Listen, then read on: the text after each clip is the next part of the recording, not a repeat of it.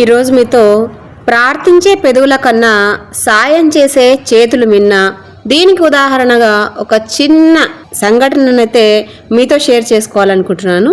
ఒక చిన్న యథార్థ గాథను మీతో అయితే షేర్ చేస్తూ ఉన్నాను.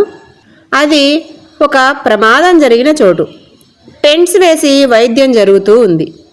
ఒక సైనికుడు యూనిఫామ్లో అలసిపోయి టెంట్ దగ్గర నిల్చొని ఉన్నాడు. ఒక నర్స్ వచ్చి అతన్ని చూసి, "ఓ, మీరొచ్చారా? మీకోసమే ఎదురు చూస్తూ ఉన్నాము" అని అతన్ని ఒక టెంట్ దగ్గరికి తీసుకువెళ్ళింది. అక్కడ వెలుతురు కూడా ఎక్కువగా లేదు. ఒక పెద్ద ఆయన పడుకొని ఉన్నారు. హార్ట్ అటాక్ వచ్చిన మనిషిలా కనిపిస్తూ ఉన్నారు. నొప్పి తగ్గించే మందుల ప్రభావం వల్ల ఆయనకు మత్తుగా ఉండి పడుకున్నారు. ఆయన దగ్గరికి వెళ్ళి నర్సు, "మీ అబ్బాయి వచ్చాడు, చూడండి.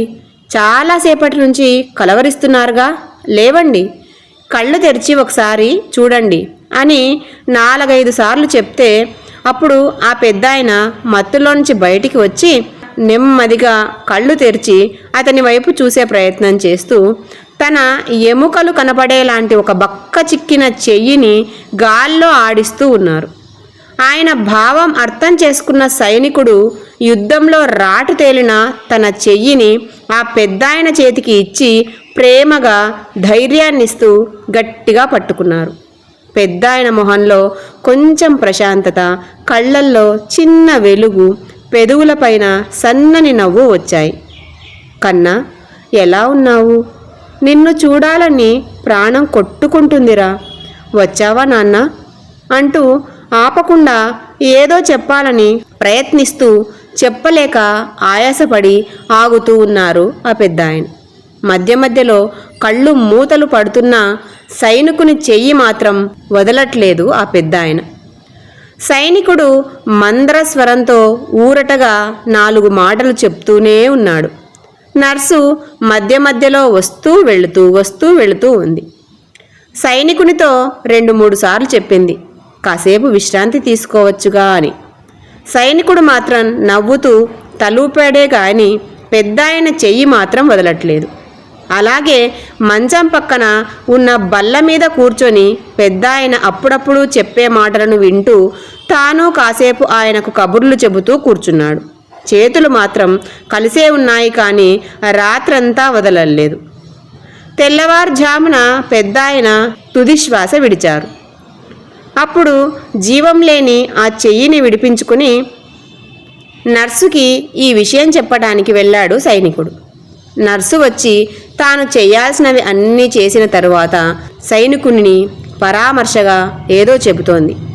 "మీ నాన్నగారు" అంటూ సైనికుడు చెప్పాడు. "ఆయన ఎవరో నాకు తెలీదు.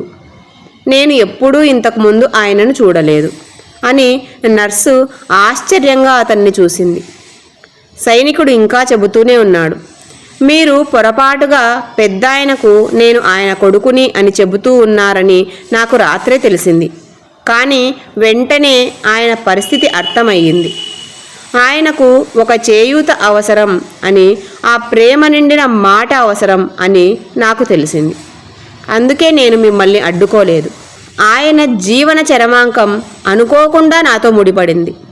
మానవత్వం ఆయన చివరి క్షణాలను పంచుకోమని నన్ను నిర్దేశించింది" అని స్పష్టం చేశాడు. ఏదైతే పెద్దాయన ఆత్మ సంతృప్తితో జీవితం ముగించగలిగారు. సాయం చేసిన సైనికునికి ఎన్నో వందనాలు.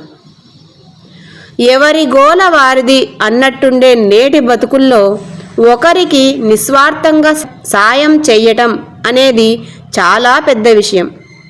ఒకవేళ సాయం చేసి చూస్తే పొందే మానసికానందం ఎవరికి వారే తెలుసుకుంటే సాయం చేయాలనే భావన అందరిలో కొందరికైనా ఉంటే జీవిత గమనం సులువవుతుంది మరియు సార్థకమవుతుంది. అందుకే ఈ కథను చూసి నాకు ప్రార్థించే పెదవుల కన్నా సాయం చేసే చేతులు మిన్న అని ఒక మంచి మాట గుర్తుకొచ్చింది. మీరేమంటారో తప్పకుండా కమెంట్ చేయండి. మరో వీడియోతో మీ ముందుంటాను. అంతవరకు సెలవు.